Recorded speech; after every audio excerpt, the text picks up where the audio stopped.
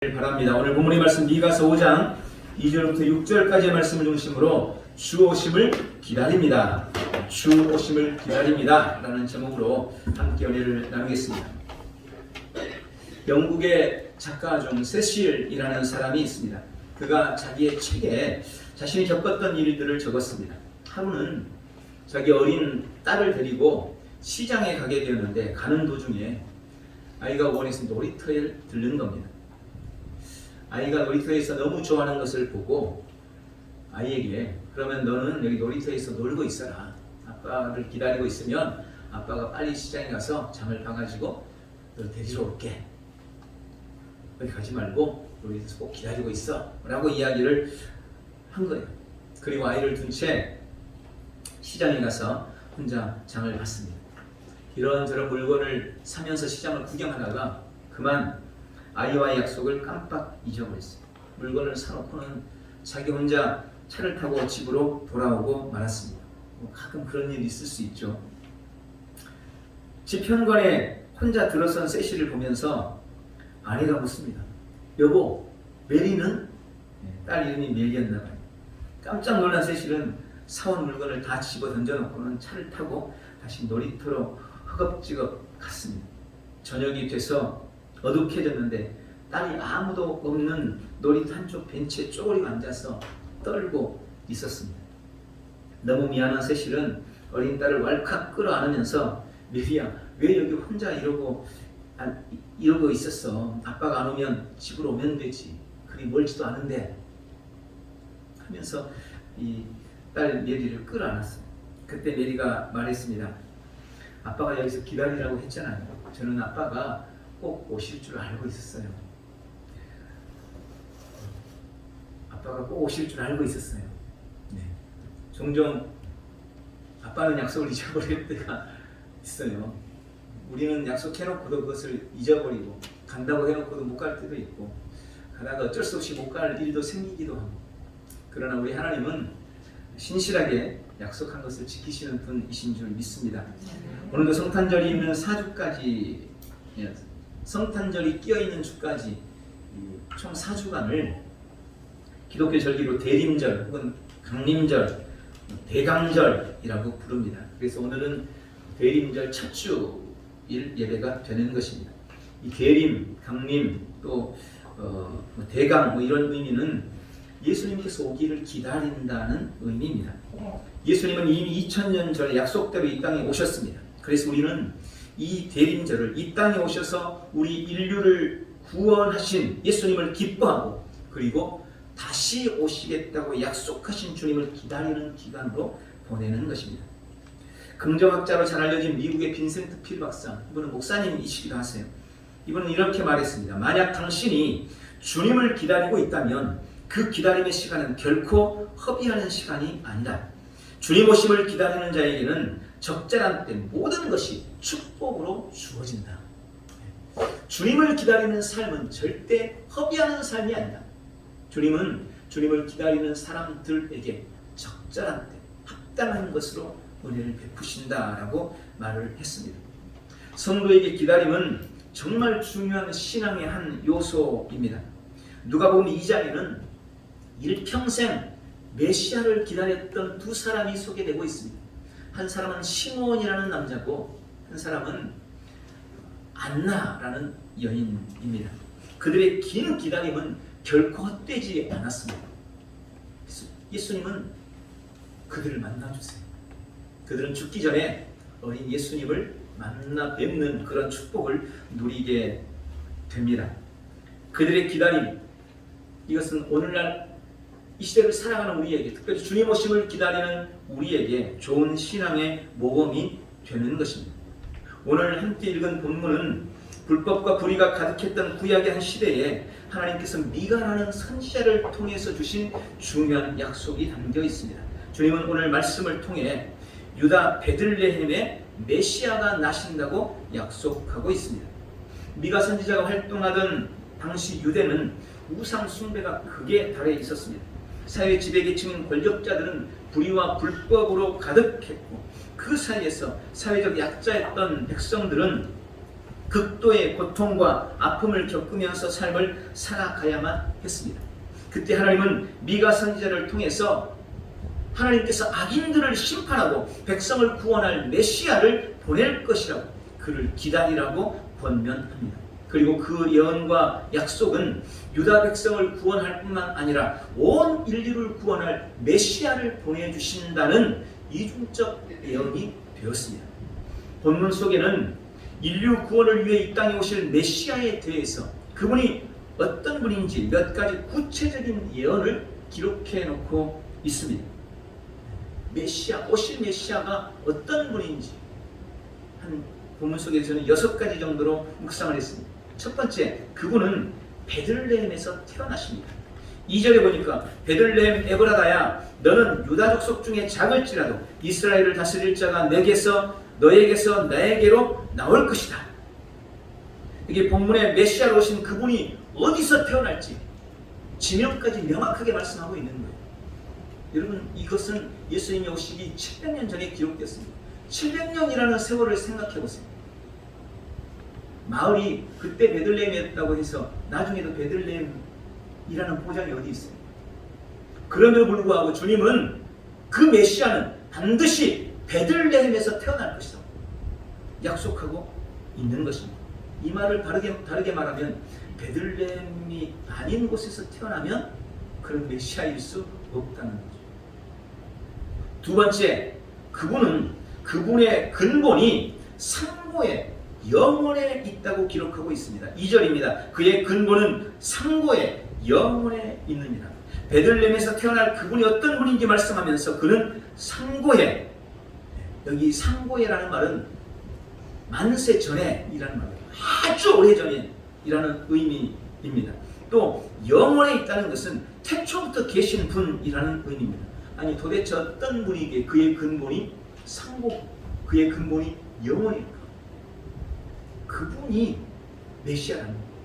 그 근본이 상고에 있고 영원에 있는 분. 세 번째, 4절입니다. 그분은 목축하는 자로 오신다는 것입니다.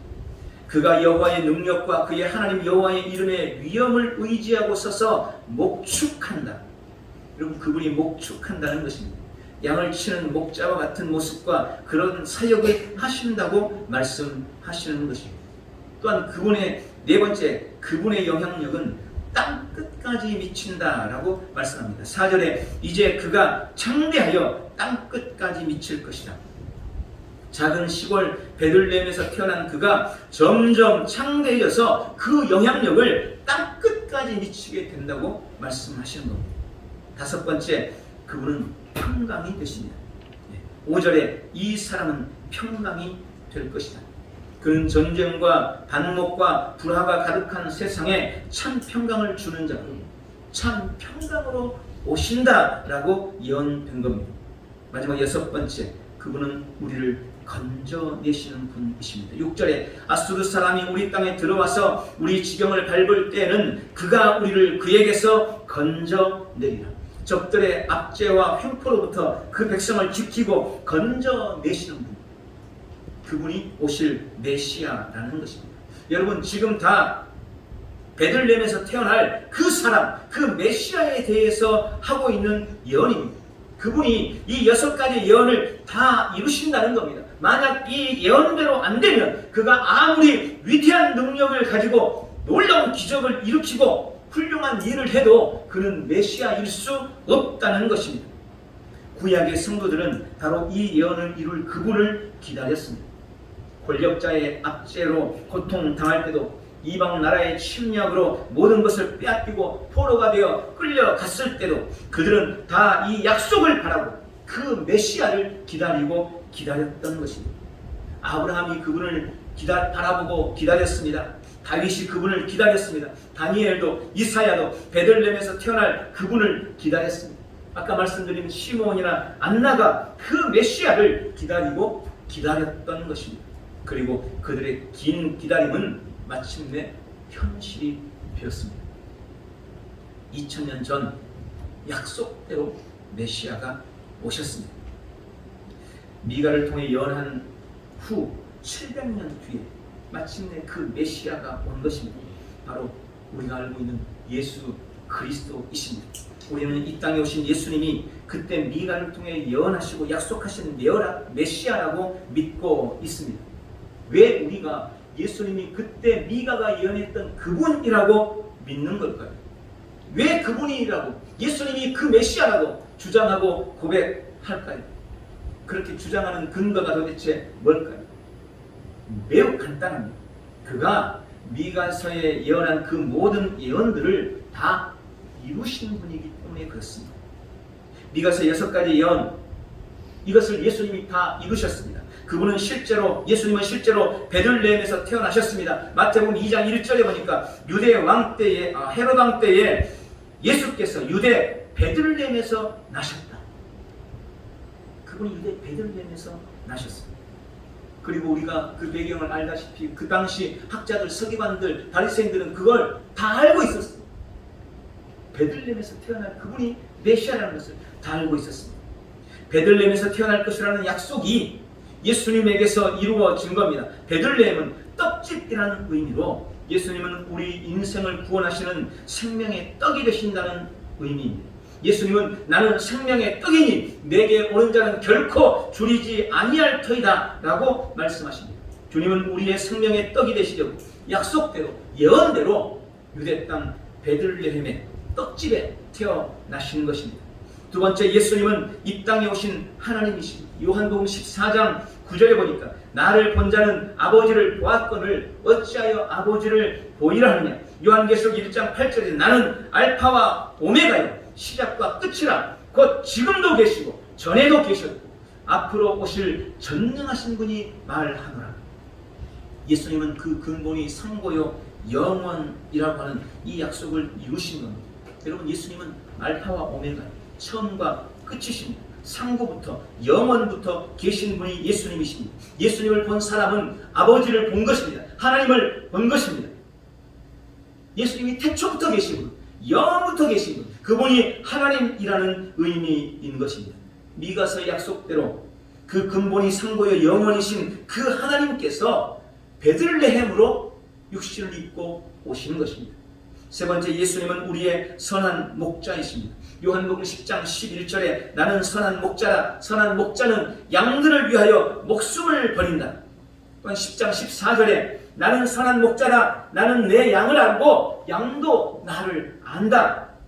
예수님은 목축하라는 자라는 예언을 이루셨습니다. 주님은 양과 같이 길을 잃은 우리의 목자가 되어주시려고 베들레헴에 오셨습니다. 그분은 선한 목자십니다. 양들을 위해 생명을 바칩니다. 그분은 잃어버린 양을 찾기 위해 찾을 때까지 찾고 또 찾으시는 분이십니다. 또한 네 번째로 예수님의 복음은 땅끝까지 전파됩니다. 사도행전 1장 8절 오직 성령이 너희에게 임하시면 너희가 권능을 받고 예루살렘과 온 유대와 사마리아와 땅끝까지 내 증인이 되리라. 마태복음 24장 14절에 이 천국 복음이 모든 민족에게 증언되기 위하여 온 세상에 전파되리라. 마태복음 28장 18절에 하늘과 땅의 모든 권세를 내게 주셨으니 그러므로 너희는 가서 모든 민족으로 제자를 삼아라. 예수님은 그분이 창대해져서 땅끝까지 미친다는 약속을 이루셨습니다. 그분은 하늘과 땅의 모든 권세를 가지셨습니다. 예수님의 소식은 모든 민족에게 증언되고 전파됩니다. 예수님은 땅끝까지 복음이 전해지고 모든 사람이 하나님을 알고 믿기를 원하고 계십니다. 믿는 우리가 할 일은 그 예수 그리스도를 땅끝까지 전하는 것입니다. 베들레헴으로 오신 예수님은 땅끝까지 복음이 전해질 때까지 결코 멈추지 않으시는 것입니다. 단 다섯 번째로 예수님은 우리에게 평강을 주셨습니다. 요한복음 14장 27절에 평안을 너희에게 끼치노니 곧 나의 평안을 너희에게 주노라. 또한 그분은 그 자체로 평안이십니다. 예배서 2장 14절에 그는 우리의 화평이신지라 둘로 하나를 만드사 원수된 것 곧 중간에 막힌 담을 자기 육체로 허셨다. 예수님은 이 사람이 평강이 될 것이라는 이 약속을 이루신 겁니다. 주님은 모든 원수들을 쳐서 무찌르고 세상에 평강을 주십니다. 하나님과 우리 사이에 막힌 담을 헐고 십자가로 화목하게 하고 평강을 허락해 주십니다. 베들레헴에서 태어나신 예수님은 이 땅의 평강이셨습니다. 마지막 여섯 번째로 예수님은 우리의 구세주이십니다. 요한복음 3장 16절 하나님이 세상을 이처럼 사랑하사 독생자를 주셨으니 이는 그를 믿는 자마다 멸망하지 않고 영생을 얻게 하려 하십니다. 요한일서 3장 8절 하나님의 아들이 나타나신 것은 마귀의 일을 멸하려 하십니다. 예수님은 그가 우리를 건져내리라는 약속을 온전히 이루셨습니다. 주님이 우리에게 영생을 주십니다. 우리의 원수를 쳐서 무찌르고 원수에게서 우리를 건져내십니다. 우리를 죽음에서 건져내십니다. 우리를 죄에서 건져내셨습니다. 우리를 지옥에서 건져내셨습니다. 베들레헴에서 태어나신 예수님은 우리를 모든 어둠과 저주와 지옥에서 건져내는 구원자요 구세주가 되셨습니다. 미가서 5장의 이 예언과 약속을 예수님이 하나도 남김없이 다 이루셨어요. 그런데 여러분, 우리가 알다시피 메시아에 대해 예언한 선지자가 미가 한 사람만이 아니었습니다. 하나님은 미가 외에도 수많은 선지자를 통해 메시아에 대해 예언하십니다.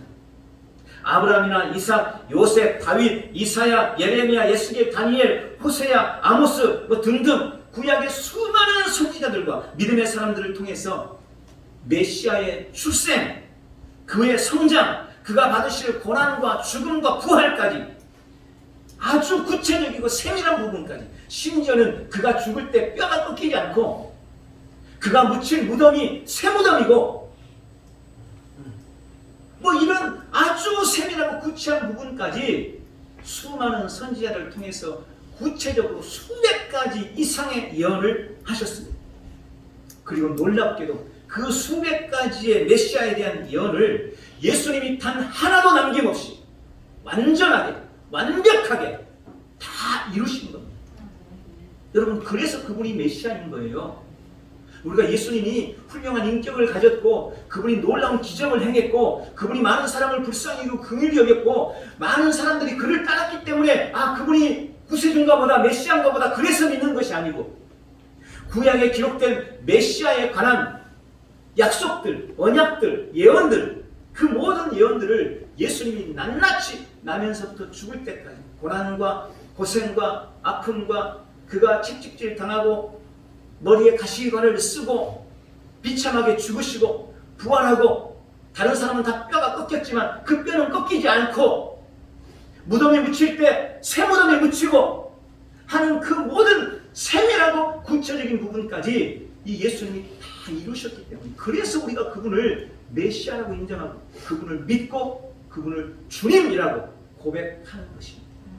예수님은 그 모든 구약의 예언을 완전히 성취하셨습니다. 약속하신 그 말씀을 완전히 성취하시고 다 이루셨기 때문에 그래서 그분이 메시아인 것입니다. 이제 약속대로 그분은 이 땅에 오셨고 약속대로 죽으셨고 부활하셨고 하늘에 오셨습니다. 그리고 그분이 다시 온 세상을 심판하시기 위해 이 땅에 오신다고 약속하셨습니다. 우리는 지금 그 약속을 믿고 다시 오실 예수님을 기다리고 있는 것입니다. 여러분, 다시 오실 예수님을 기다리십시오. 대림절, 대강절, 강림절이라는 이 절기는 2000년 전에 예수님이 초림하신 처음 오신 날을 계산해서 정해진 것입니다. 그러나 대림절의 진짜 의미는 이제는 다시 오실 주님, 온 세상의 심판자로 이 땅에 다시 오실 예수님에게 맞춰져 있는 것. 우리는 다시 오실 재림의 주님을 기다리며 이 대강절을 보내는 것입니다. 주님의 재림을 기다리는 우리는 두 가지를 기억하십니다. 첫 번째, 초림 예수님이 이루신 그 구원을 우리의 삶에서 누려야 한다는 것입니다. 왜 예수님이 육신을 입고 이 땅에 오셔야만 했습니까? 왜 하나님이 하늘 보좌를 포기하고 가장 낮고 천한 모습으로 더러운 이 땅에 오셔야만 했습니까?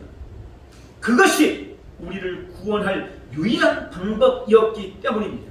만약 다른 구원의 길이 있었다면 굳이 하나님이 인간을 입고 이 땅에 오실 이유가 없어요. 그분이 굳이 고난을 받고 십자가를 지고 죽으셔야 할 이유가 없어요. 다른 방법이 있는데 왜 하나님이신 그분이 육신을 입습니까? 다른 방법을 하면 되지. 다른 방법이 없는 거예요.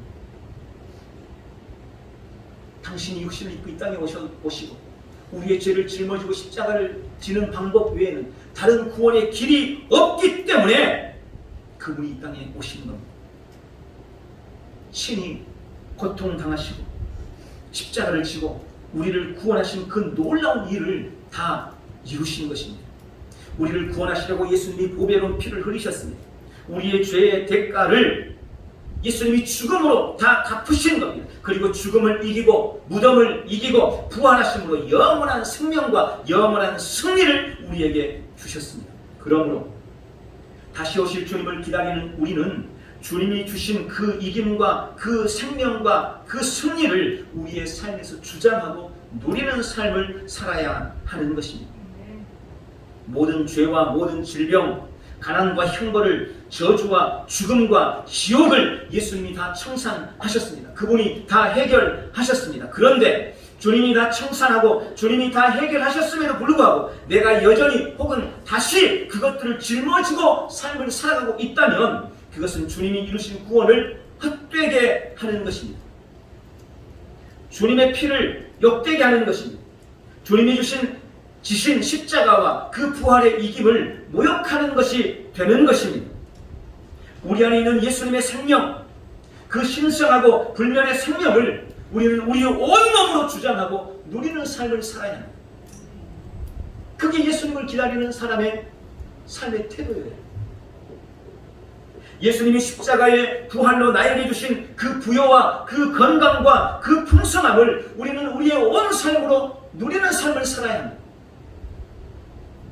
그게 다시 오실 주님을 기다리는 우리의 삶의 모습이어야 합니다.